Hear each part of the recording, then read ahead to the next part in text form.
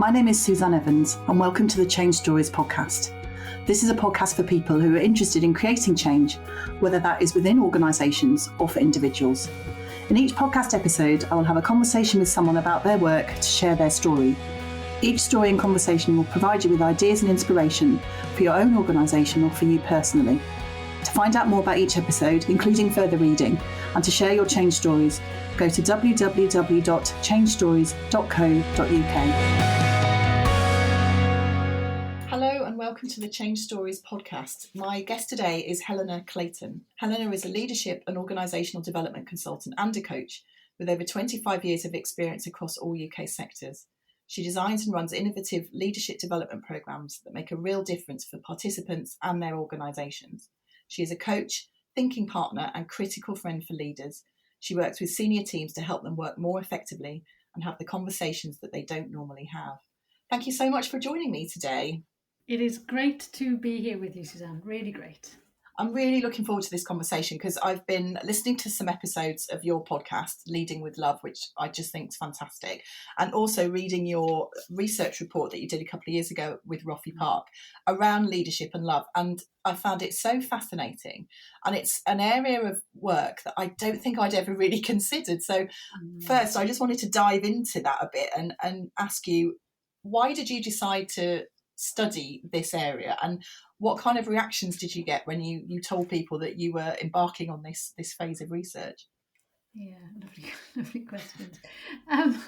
The reactions were interesting. Less so now, actually. I think 5 or 6 years on, there's more acceptance of the word or the concept. So things are shifting, definitely. But when I started, I definitely had some. You're researching what? Love. You mean empathy and compassion? I don't. No, I really do mean love. Oh, you mean employee engagement, right? Nope. I definitely mean love. So, it was definitely an interesting topic to start to talk about. Still is, of course, and not unproblematic actually, and we'll probably get onto that later. The reason I chose it. Well, it I think actually it chose me. Yes, weirdly. as these things often do. Yeah. I mean, it's a bit not exactly accurate to say I woke up one morning and decided I wanted to research and write a book about love. But it sort of did feel a bit like that. And then, of course, I have to go back and think, well, what was happening prior to that meant it felt like that. So 20 or so years working in organizations and knowing, as I definitely feel and say now, that organizations are really tough places to be in. Many workplaces are, I know it's an overused word to say toxic, but it's familiar, so I will. But they can be harsh and brutal, and even if it's not intentional malice, they can feel very lacking in humanity at best. Not all organizations, of course, but many.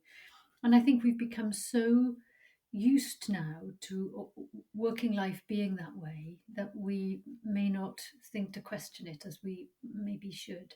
Anyway, so 20 years or so of seeing inside organizations, seeing under the bonnet. I'm not really liking what I saw as a consultant. But in parallel, I don't know, since my 20s, I suppose, I've been in some sort of therapeutic or personal growth work in parallel.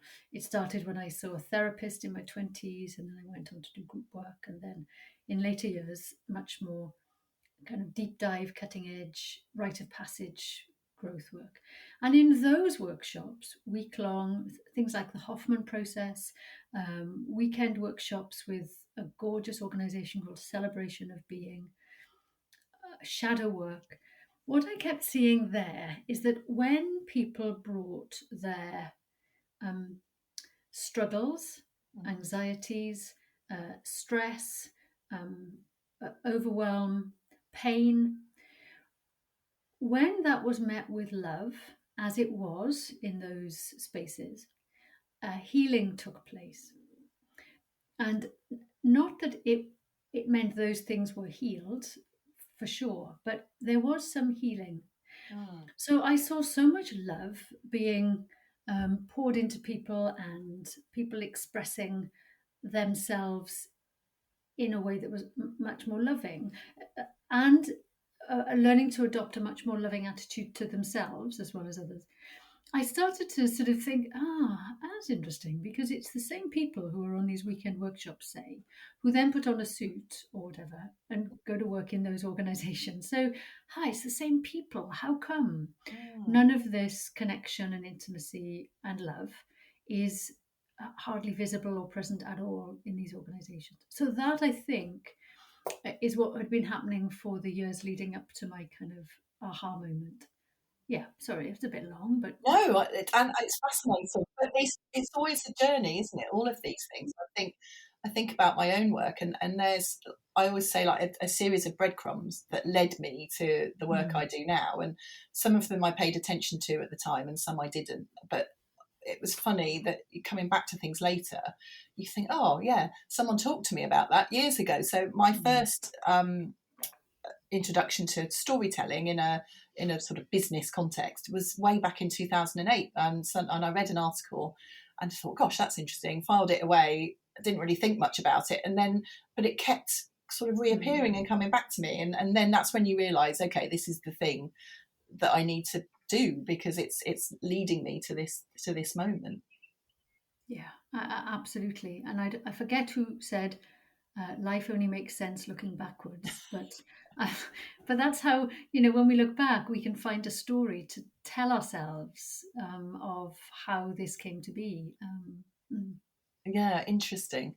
And I think it's such an interesting thought, isn't it, that we, during the last couple of years, during COVID, we suddenly saw a whole lot more of people's personal lives, because we were at home, and you had kids running around, and cats and dogs, and people going off to answer the doorbell and all that whilst working, and we had that kind of insight, a glimpse into people's other lives, their other selves, and that was great, and people really liked it.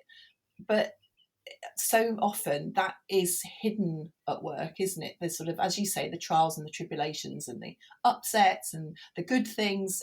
It's not something that's shared, and it's such a shame that people don't feel that they can't bring their whole self to work.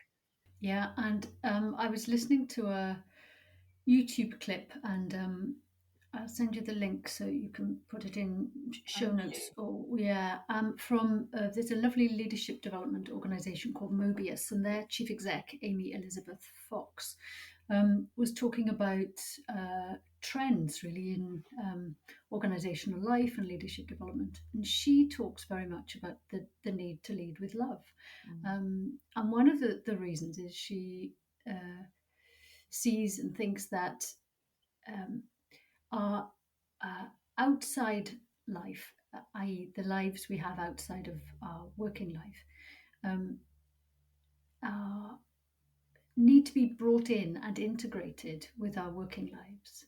And once those kind of rigid walls have some gaps in them or crumble or something like that, and there is more integration, it means that we have to acknowledge that all sorts of other things will pour in or leak in, like the trauma that people have in their lives. She talks about the need for leaders and organizations to be much more trauma informed. And of course, once we understand what trauma people might have experienced in the past, then it helps us, on paper at least, become more compassionate and more loving.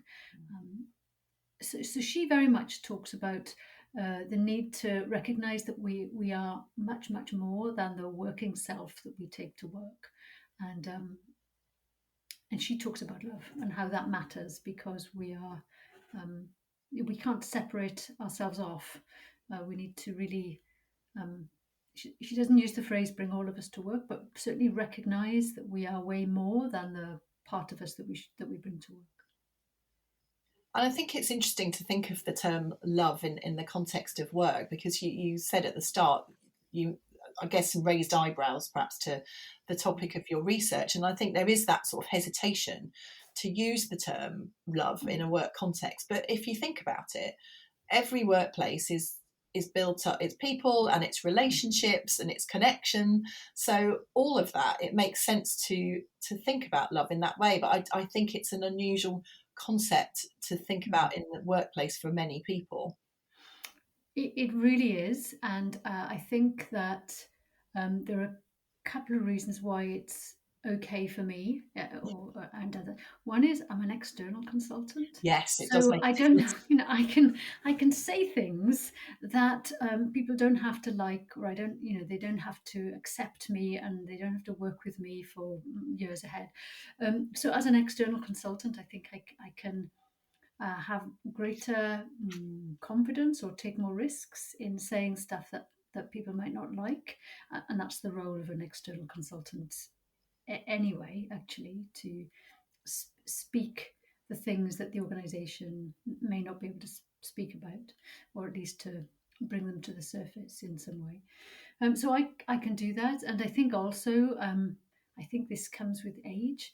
I care less if people like it or not. It's like, well, other views are available, of course. This is mine. You might pick bits from it, you might reject it wholesale. Totally okay with that. But this is my view. This is what I'm advocating for. This is what I think is important. And and I'm liking that. It's not always easy because I also, still want to be liked and accepted and not thought of as too weird. But it does help, I think. It does, and I've had that experience too. I think there's a certain freedom and joy in being an Mm, external consultant, in that you can mm, say things that otherwise wouldn't be said, and get away with it, which is quite nice. mm, I wanted to ask you. You said at the beginning some of the things that you thought love was not. So around employee engagement and some of the other mm, things that people had asked you when you first began your research, if that's what you were doing. But I'm interested in what a workplace would be like if it was more loving, if there was more love in it. mm, mm. Well, that's a lovely question. Um,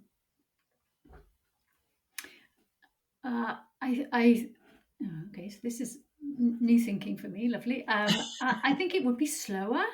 Mm, I think it would be slower. Uh, and that's a bit chicken and egg, because I also think that when we slow down, then we are more able to connect with all sorts of emotions or feelings, including love. So it's a bit chicken and egg. When we slow down, we have the space to connect. And the, I think a blog I've written is based on a lovely phrase by an American pastor called, "You can't be a hurried person and a loving person." And mm, I know that's true for me. When I'm hurrying up as if my backside is on fire, then I it gets in the way of me being loving. So I think there's a relationship with the speed we work at and how that blocks love. So slowing down helps us love. I think more love would help us slow down, maybe. Um, I There's a lovely phrase that I think comes from um, the field of systemic constellations. That's where I tend to place it, or it comes from somewhere else probably. But it's radical inclusion, which is saying that everything has a place, everything is welcome, nothing should be banned or not talked about or mm, shoved in a cupboard. So there's something about it would feel a kinder place to work. There would be more kindness. And I think kindness is a subset or a part of love, but I think it would feel, yes, kinder. It's a mm, very overlooked quality, kindness. Um, the research in 2019 was interesting because I said, with more love, what would be different in organizations? And first, people said, I would feel I could be my best self. I would shine more brightly. So they mm, said, well, I'd be a better version of me, or the best, my best self. When I am my best self, I'm more likely to give other people the benefit of the doubt, trust other people, collaborate more rather than compete. So there was a sense that there would be greater collaboration. So that speaks directly to your question, I think. Mm. And then with more collaboration, people said then we could do some innovative, creative, imaginative thinking, because that's what the world and business problems needs right now. So it feels like it would be more compassionate, more understanding, more cooperative, and perhaps with better business ideas. Mm. I mean, that sounds like a wonderful place to work. It really Right? does. And I think we'd all like to work there. Yeah.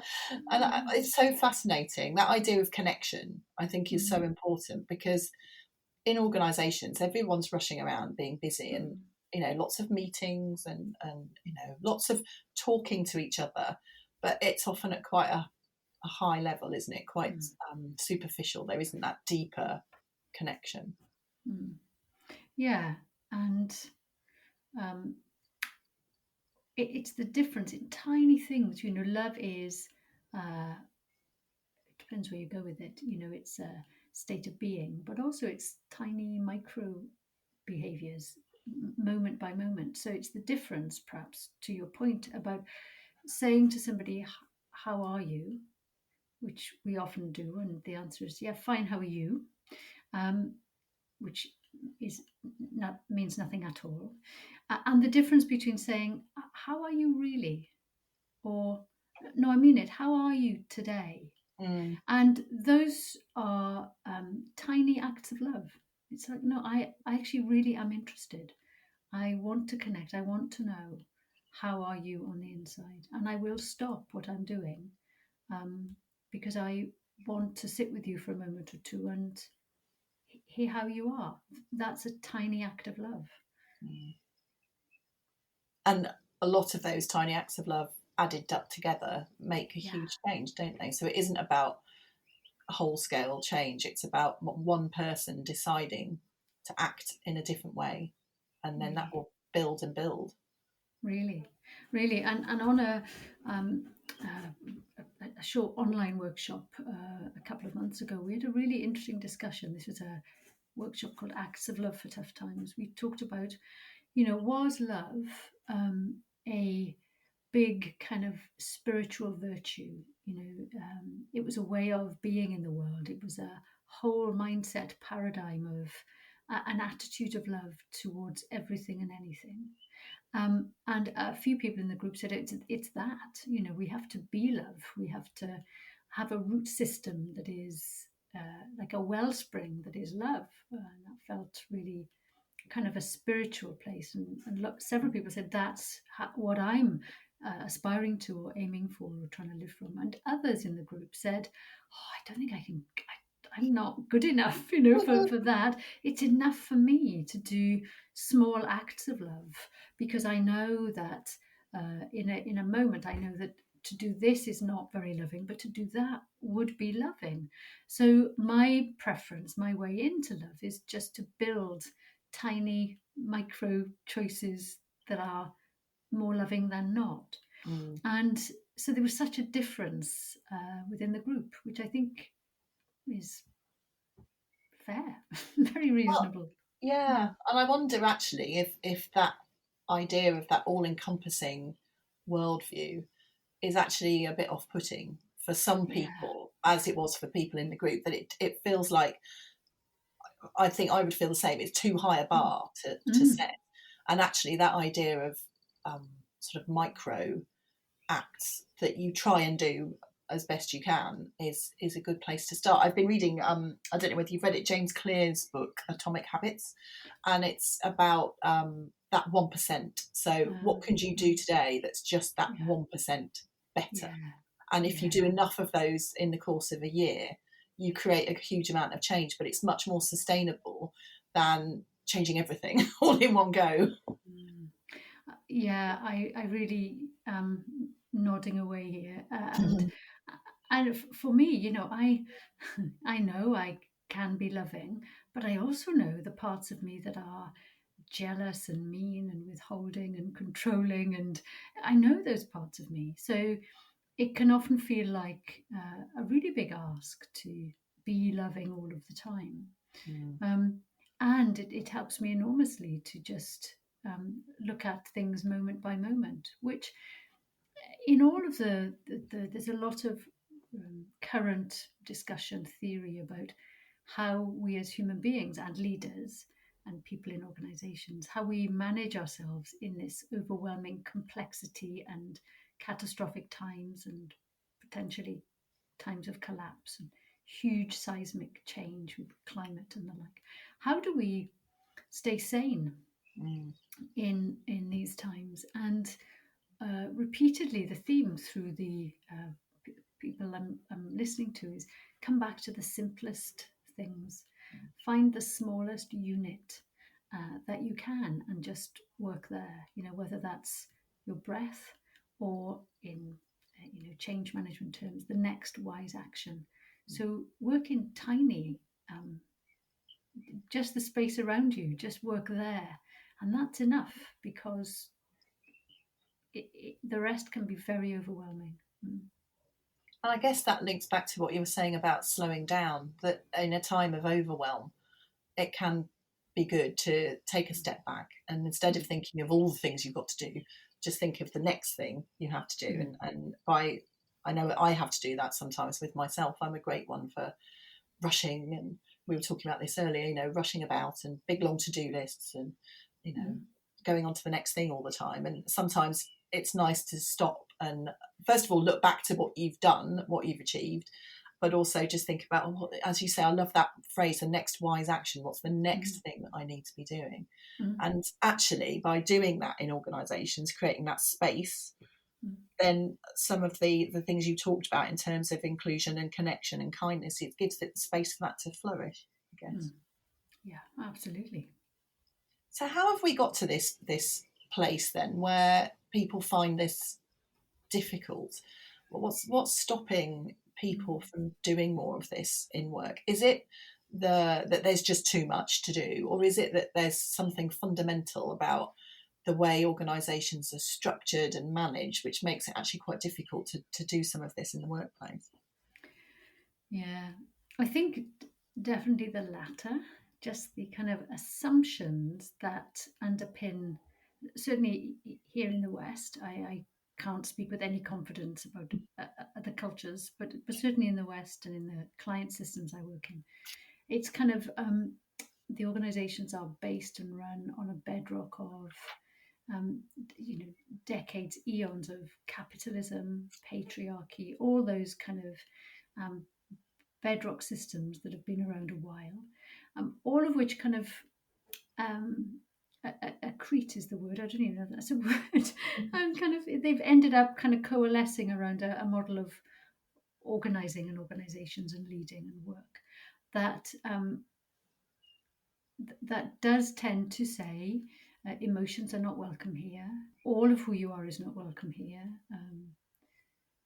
and we have a model of working, not everywhere, somewhere, that is based on processes and procedures and productivity and performance and growth. And all those things in their way say some sort of version of love has no place here. And lots of things don't have a place here but love. So I think there's that. And I also go to a much more personal place, which is and I'm no expert on this either, so there'll be people listening who will be wanting to explain it much better, but which is trauma again. So the research shows us that between 40 and 60% of us in childhood have experienced some form of trauma, slow trauma, not necessarily what's called big T trauma, as simple as parents divorced when we were young, or a childhood with violence or alcoholism or something like that, and abuse. And the research shows that trauma, the experience of trauma, gets in the way of us creating connection and intimacy, and therefore love.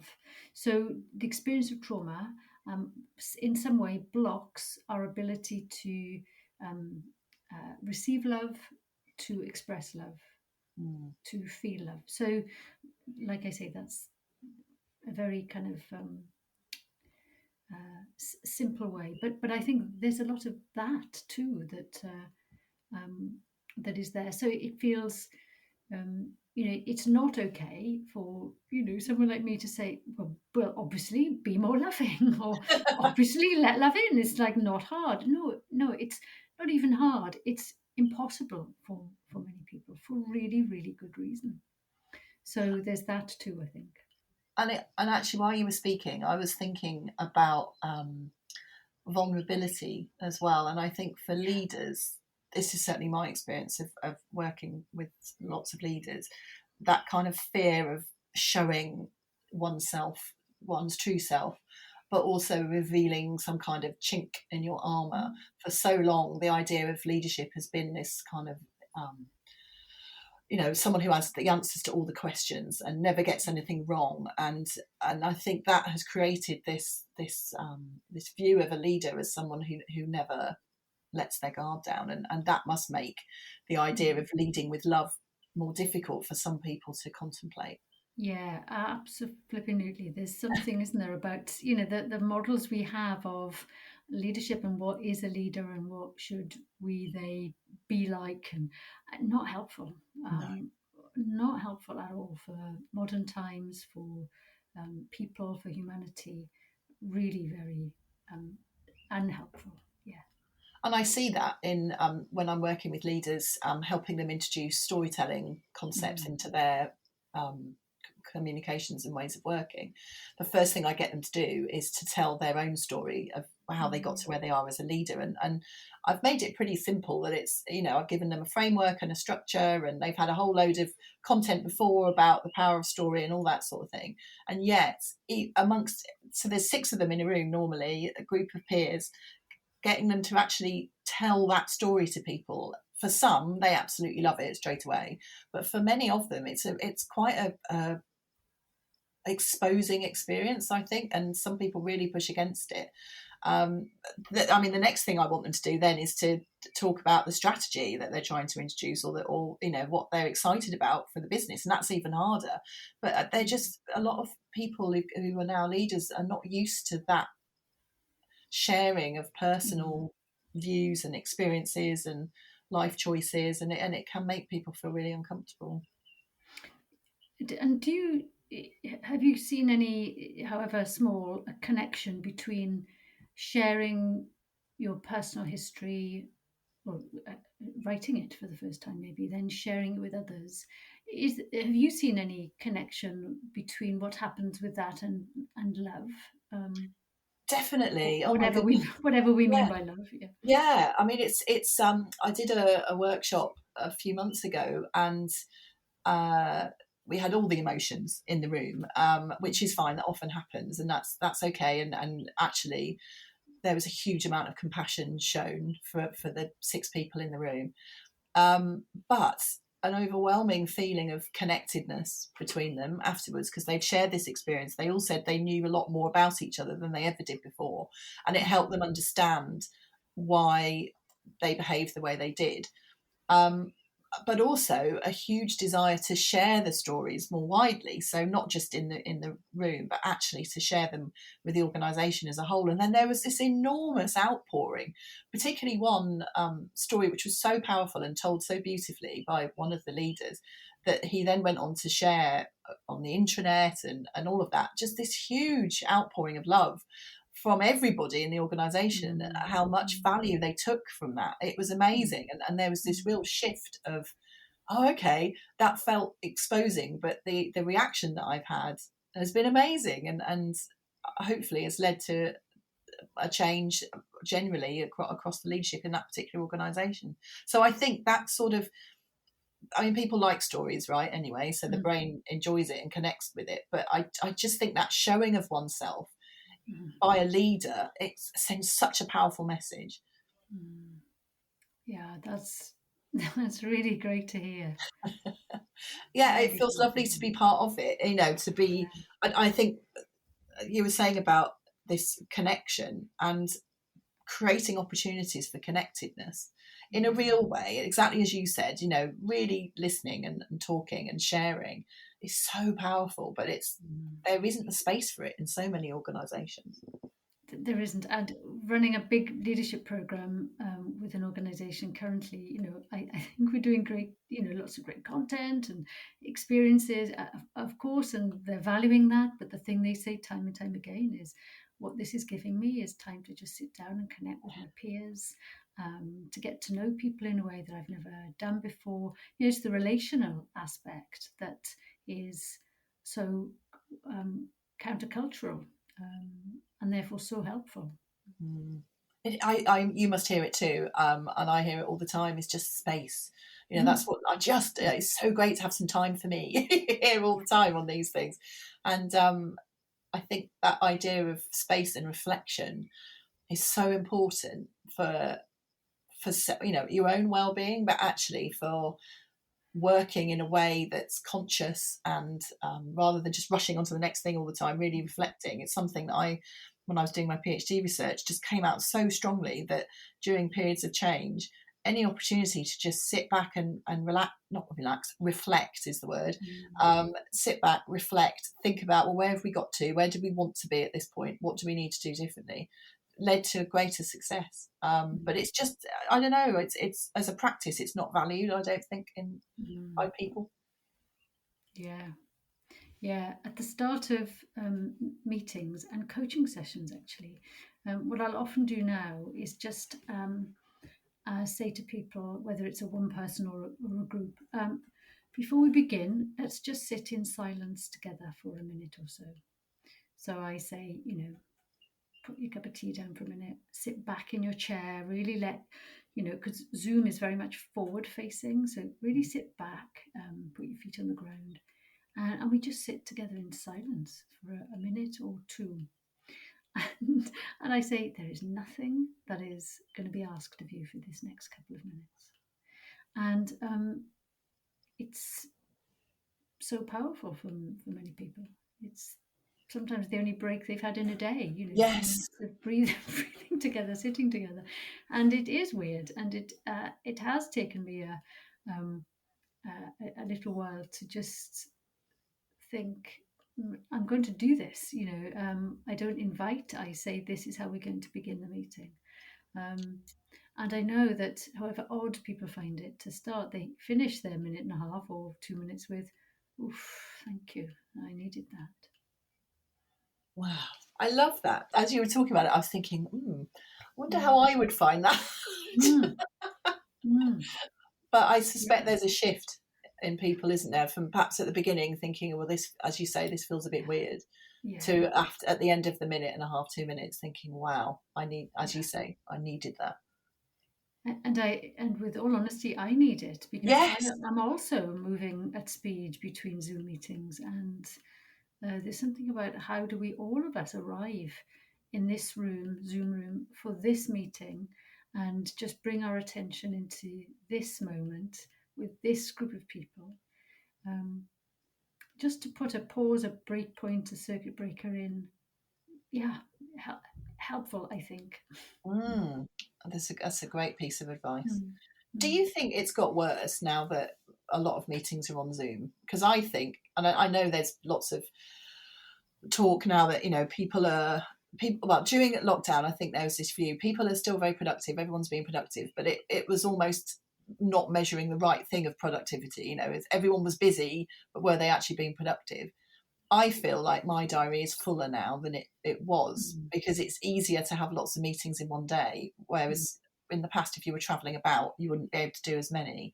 Do you think it's the same, that it's just there's more now because people can sit wherever and have 6 meetings in a day without moving? I do, and 6 is a minimum actually for many people. It's like 10 meetings a day, and the thing there is, where does all the admin go that is usually attached to those meetings? So usually people have things to do on the back of a meeting, follow up an email, check this out, write an agenda for something else. Where does all that go when we're in meetings face to face? It goes into the evenings and weekends. So I hear time and time again, people, having 6, 8, 10 back-to-back meetings coming offline, feeding their kids, putting the kids to bed, opening up the laptop to do the work, inverted commas, that they haven't had a chance to get to in the day because they're in meetings. And that's very, very common. And I don't think worries me hugely. Yeah. We're not set up to work that way, are we? It's just, No. the brain and the body can't sustain that long term. Yeah. And I was working with somebody who had that kind of work pattern. I was coaching them, and I asked them to think, they said they wanted a bit more space. They wanted to not work in that way. And just as a thought experiment, we played with, okay, so where might the change be? Well, I could go for a walk around the block once a day. Great. Where do you reckon you might put that in the day? He thought. He said, well, in the evening when the children have gone to bed about 9:00. Okay. So just as an experiment, how would it be? Where in the working day might you find time for a 30-minute walk around the block? And what he noticed was how panicked he felt, simply at the thought of possibly entertaining the maybe of doing that, because what it brought up was panic. That's not possible. Fear that if he took time out, half an hour, he would fall behind on work, and then he would look like he wasn't on top of things. And then, of course, from there is I look like I'm not on top of things, so I look incompetent, and I will, the consequences of that. So just from a thought experiment of, would it be possible to find 30 minutes in the day? We went to some very interesting places, and that's not uncommon.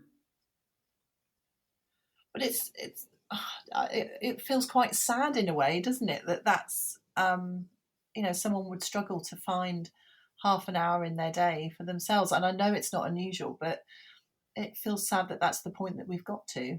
I felt quite sad for him when you were telling me that story. Yeah, I think he felt very sad for himself. He felt very trapped, that there were no options or choices available to him, that he couldn't get out of this. And of course, I was speaking with another client last week about this. It's like you're of course, help people manage their workload and say no and put boundaries in, and of course, and though stop pouring extra stuff in at the top of the funnel. So it starts way upstream. So you can work with somebody to help them manage their workload, for example, in lots of different ways. But also the missing part is, well, who's pouring that work into the system in the first place? How do we turn the tap off upstream? That's a bigger systemic issue.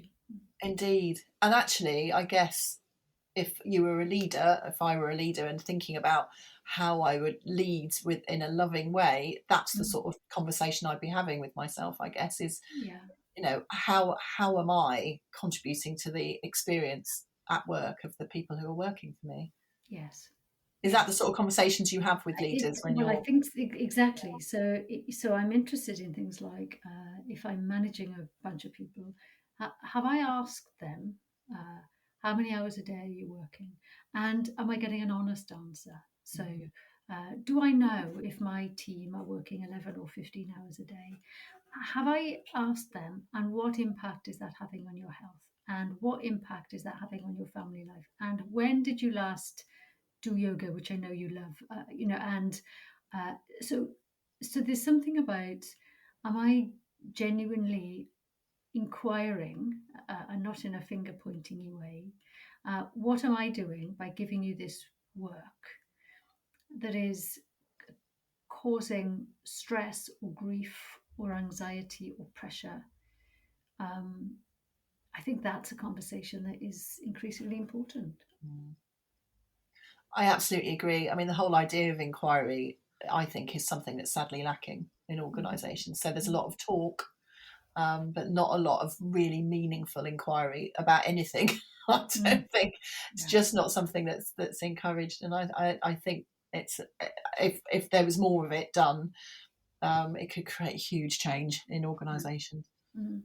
So you mentioned right at the beginning that this piece of research was a few years ago, but it's in the research report you talk about, it's the start of a process for you. So what are you doing now in this field? What are the bits of research that you're looking at now?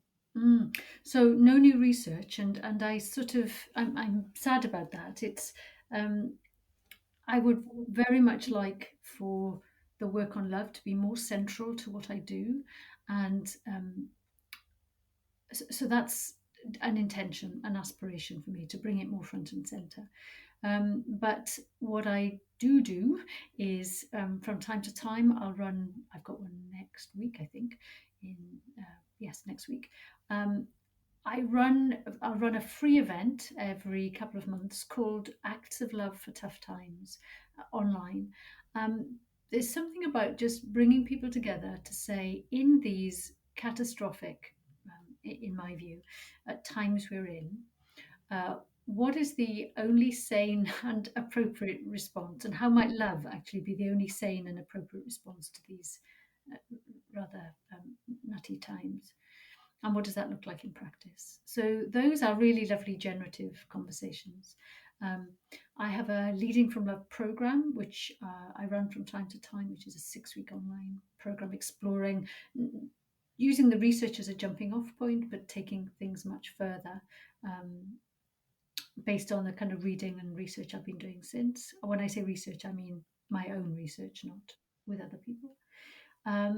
And again, from time to time, I'll bring people together, sometimes online, sometimes face-to-face, in what I call the Love Lab, which is a day of really, it's about intimacy and connection, actually, Susanne, to bring in the words that you used earlier, and helping people to see that creating closeness and connection between people who don't know each other is a very natural and easy and not that scary thing to do. So from time to time, there's one of those. So those sort of things I keep alive. And in fact, on Monday, there's a US filmmaker. I won't say too much in case it doesn't come off, I suppose. There's a UK filmmaker who's doing a film on leaders in the US and in the UK, people who are talking about love. And yes, so I'm talking with him on Monday. So who knows? More might come of that as well. That sounds amazing. And yeah. actually, all of that to me is research. I think It is. It's Yes. every time you talk about something with other people, I'm speaking from my own experience, but you get ideas for your own stuff, really, don't you? And I think that so much of so over the last couple of years, one of the big trainings I've been doing is in the field of systemic constellations, and I wondered why that had drawn me, and I soon discovered it really is an approach to, well, lots of things, but change, among other things, healthy systems, that is based on love. And it's a kind of an underpinning, like an underground water table that feeds it. It's very, very loving. So it's like, oh yeah, this work, yes.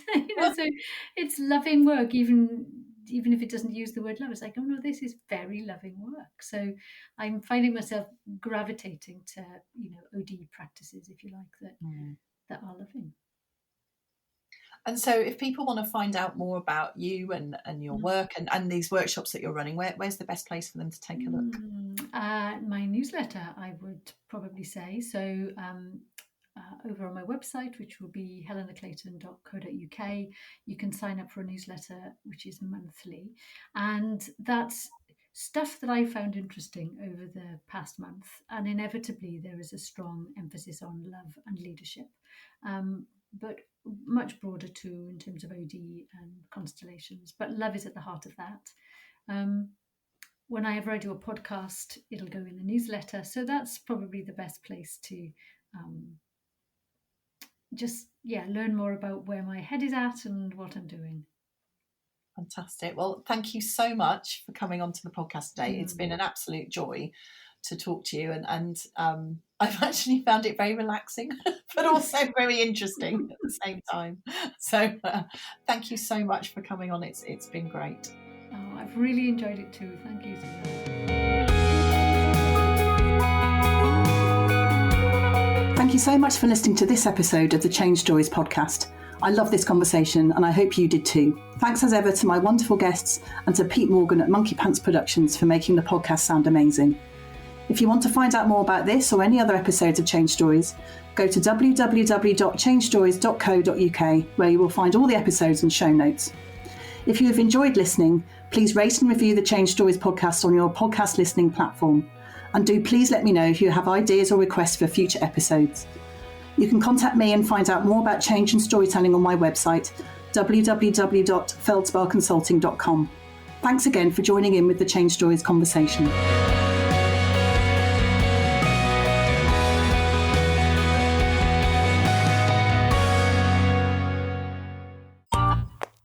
This has been a Monkey Pants Productions podcast.